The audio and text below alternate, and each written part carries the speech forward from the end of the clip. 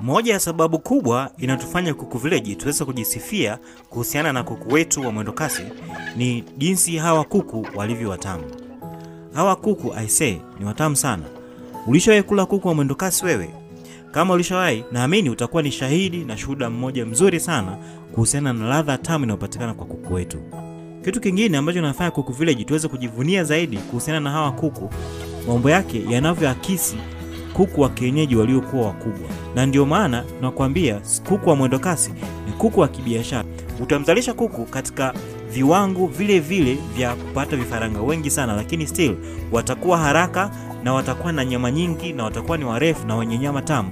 Pia ukiacha yote hayo, bado kuna issue ya kuku kutaga mayai mengi. Kwa lolote kuhusiana na habari ya kuku wa mwendokasi, hebu tupigie 0744674406 au 0621063255. Karibu Kuku Village, tupo tayari kuku.